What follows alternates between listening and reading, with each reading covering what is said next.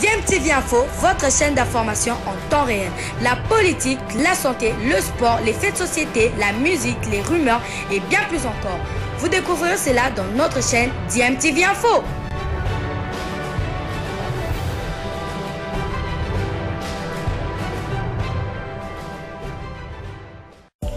Vous êtes sur DMTV, bonjour ou bonsoir, tout dépend de l'heure à laquelle vous nous suivez. Tout plaisir est pour nous de vous retrouver, mais surtout de savoir que vous êtes nombreux en train de suivre votre chaîne YouTube DMTV. DMTV qui vous propose l'actualité, vous propose également des analyses et des réflexions sur des sujets d'actualité, sur des faits sociaux, tout simplement sur des réalités que nous observons ici chez nous en République démocratique du Congo.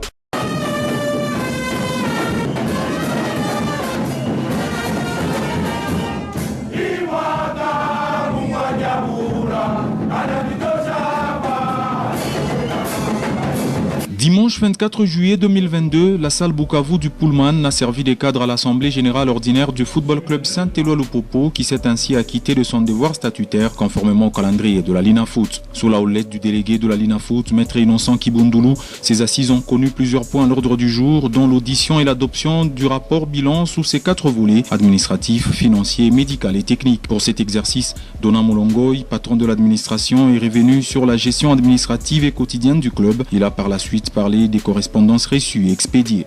Guylain Tengu, médecin de l'équipe, a pour sa part dressé le bilan médical de la saison. Il a à cette même occasion remercié la direction du club pour s'être investi pour la récupération des joueurs blessés. A noter que tous les rapports ont été adoptés à l'unanimité. Ensuite, prenant la parole, le président Jacques Yaboula Katoué a adressé ses remerciements au chef de l'État pour le soutien tant moral que financier, aux membres du gouvernement provincial du Haut-Katanga, aux honorables députés provinciaux ainsi qu'à toutes les structures du club pour avoir participé activement au retour de Lupopo en Afrique 7 ans plus tard. Aussitôt après, le boss a peint la situation actuelle de sa chère équipe avant de faire des annonces importantes.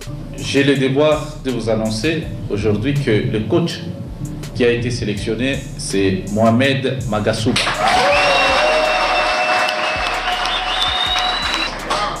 Il a signé avec Lupopo pour 3 ans. Nous avons aussi signé avec son adjoint Mahamadou Sidibé, aussi pour 3 ans. Son adjoint a été aussi son adjoint à l'équipe nationale malienne et nous avons vu les performances. Nous allons commencer d'ici peu à recruter certains joueurs. Mais pour y arriver, d'abord, il faut tabler sur l'effectif. Nous avons eu pour la saison passée 35 joueurs et nous venons de libérer 5 joueurs, pour ne pas dire remercier, et nous allons prêter 6 joueurs. Le Malien Mohamed Magasouba est le nouvel entraîneur du FC Saint-Éloi-Lupopo. La rumeur qui circulait depuis un temps sur la toile a été confirmée hier par le président du club jaune et bleu de Lubumbashi, Jacques Kiaboula. C'était lors de l'Assemblée générale ordinaire de Viette.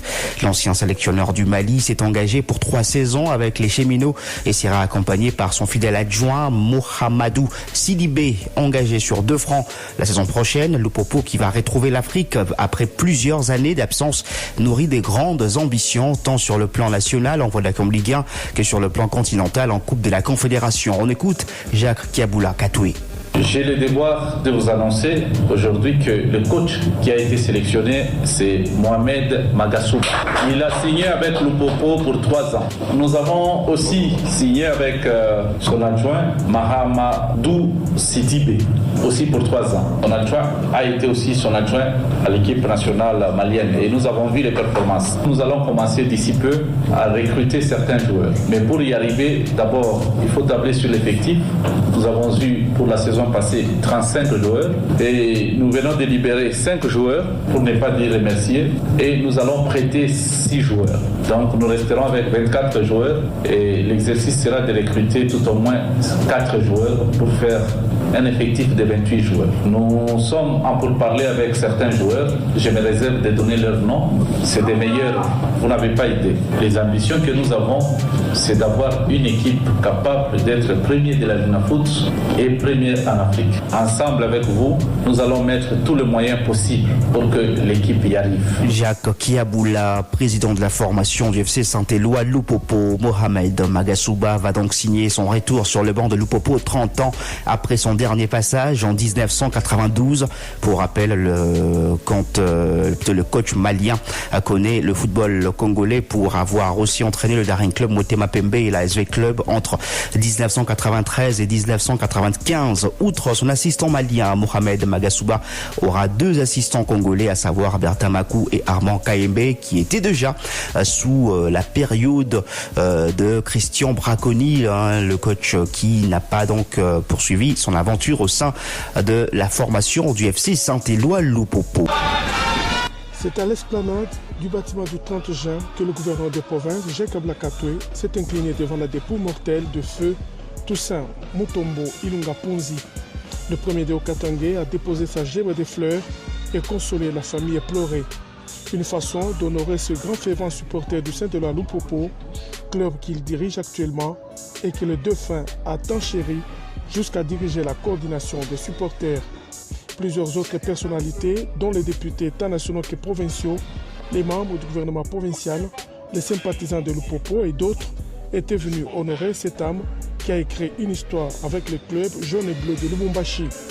Suivra une messe de requiem au cours de laquelle l'officiant du jour, l'abbé Kalinga, tira en son homélie de l'évangile de Matthieu chapitre 22 du 1er au 14e verset, a appelé chacun à accueillir Dieu dans sa vie. Par la suite, plusieurs témoignages sur le lycée disparu seront donnés.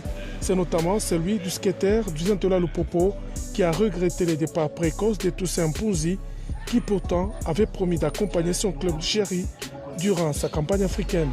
Comme le gouverneur Kaboula, les députés nationaux et provinciaux vont s'incliner devant les cercueils et déposer des gerbes de fleurs. Ils seront suivis par les membres du gouvernement provincial, ceux du cabinet du gouverneur et d'autres personnalités présentes aux funérailles. Décédé la nuit du 17 juillet dernier déçu d'un accident de circulation à l'âge de 44 ans, Toussaint Mutombo Ilunga Ponzi laisse une veuve et 3 orphelins. Il reposera désormais au cimetière Rivière des Anges de Kasangiri.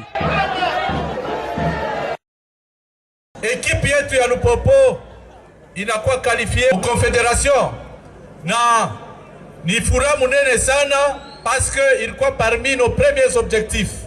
Tukasema tunapenda tupandishe niveau ya equipe na leo equipe inakuwa mu niveau ile wanasema mswahili yetu ya Mkenya mu niveau ya yulu na staff technique na ba joueurs nous allons renforcer. J'étais en train de remercier wale wote walitusaidia, particulièrement pour remercier le président de la République, Félix Antoine Tshisekedi Béton.